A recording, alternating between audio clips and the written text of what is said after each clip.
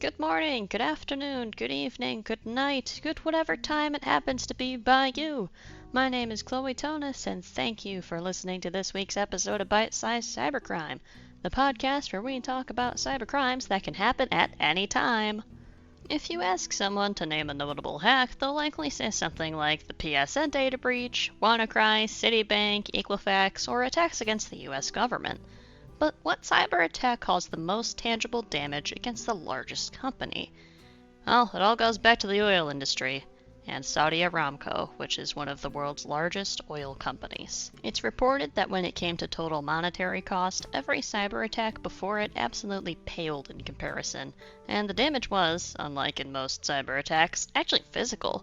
See, in a lot of hacks against corporations, data is breached and some computers may be harmed, but this attack also caused thousands of computers to be wiped completely, rendering them useless. This is the story of the 2012 Saudi Aramco hack. I apologize if I mispronounce anything. You may send me a strongly worded email or argue with me in the comment section of Podbean.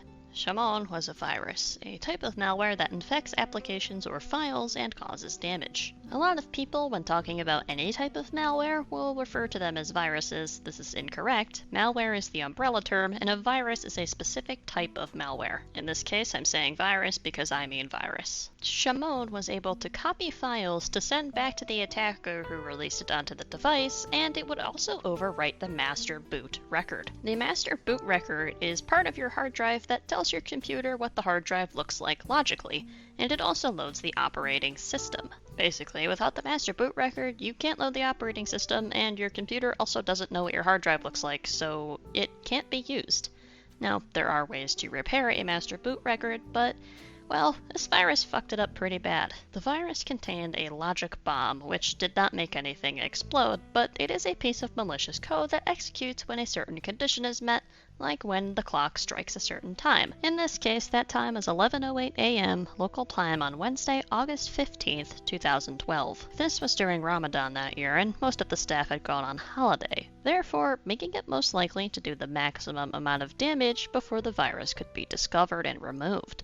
This is when the master boot record was overwritten with a corrupt version. Shamon, however, did not randomly show up on Saudi Aramco master boot records. It was placed there by a group known as the Cutting Sword of Justice, and it bricked an estimated 30,000 Saudi Aramco workstation computers. Before the attack, the Cutting Sword of Justice posted a paste to the site Pastebin, which I used to link my sources, just hours before the logic bomb was set to detonate, citing the oppression of the Al Saud regime as the motive behind the attack. This was a way to hit them where it hurts, right in the economy. I will now read you the full paste. We, on behalf of an anti-oppression hacker group that has been fed up of the crimes and atrocities taking place in various countries around the world, especially in the neighboring countries such as Syria, Bahrain, Yemen, Lebanon, Egypt, and ...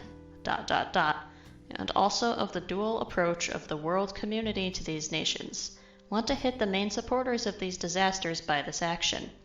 One of the main supporters of this disasters is Al Saud, corrupt regime that sponsors such oppressive measures by using the Muslims' oil resources. Al Saud is a partner in committing these crimes. Its hands are infected with the blood of innocent children and people.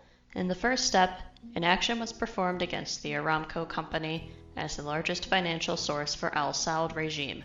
In this step, we penetrated a system of Aramco company by using the hacked systems in several countries and then sent a malicious virus to destroy 30,000 computers networked in this company. The destruction operations began on Wednesday, August 15, 2012 at 11:08 a.m. local time in Saudi Arabia and will be completed within a few hours. A few hours passed.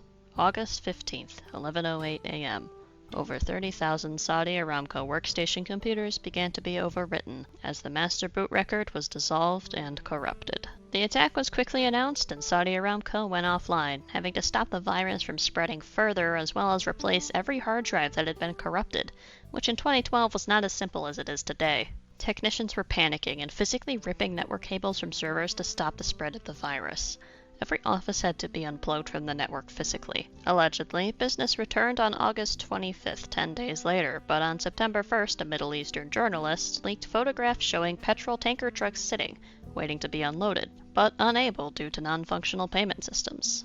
They could not even sell oil to tanker trucks. At this point, oil was being given away for free just to get rid of it and keep it flowing within Saudi Arabia, which caused the corporation to hemorrhage money. Oil could be removed from the ground just fine, but supply management, shipping, and contracts were all forced to stop dead in their tracks. Without phones or email, business slowed to a crawl. Saudi Aramco resorted to using fax machines to sign lucrative deals. Employees had to use typewriters. Imagine frying your computer so bad you need to type your emails on a typewriter and stick them in a basket by your boss's office door. This went beyond the Wi-Fi going down for a bit. On August 29th, the same person who made the original paste made another one, taunting Saudi Aramco with the username and password that was on the security network equipment, as well as the new password for the CEO of the company. And remember when I said hard drives had to be replaced? As part of the recovery process, Saudi Aramco mass-purchased hard drives, driving the price way up as they had to get online as soon as possible so they could just stop giving away oil without accepting payments. The network security was tightened within 5 months, after the CEO's new password was leaked, and the cybersecurity team expanded. Any smaller company would have been bankrupted. I couldn't find a specific source on how much it cost the company in total, but the loss of revenue from oil, and mind you, this company provided 10% of the entire world's oil, securing their networks, hiring 6 cybersecurity firms for help, buying at least 30,000 new hard drives, expanding their own cybersecurity team, and the snail's pace at which deals could be completed would lead to pretty obviously massive losses. No members of the hacking group were ever identified, although it is most likely that an internal employee was somehow involved for giving the hacker access in some form, either through deception or a desire to hurt the company. They may have even been part of the group. I do not have enough information to definitely tell you how initial access was gained. Thank you to Reuters as well as CNN Business and the BBC for reporting on this event, and another thank you to CISA for publishing a document I used to dissect the function of Shimon. My name is Chloe Tonis, and I would like to extend my thanks to you for tuning into this episode of Bite-Sized Cybercrime. Feel free to email me topic suggestions at cybersec.chloe@gmail.com or shoot me a DM on Twitter at cybersecchloe. And until next time, stay secure.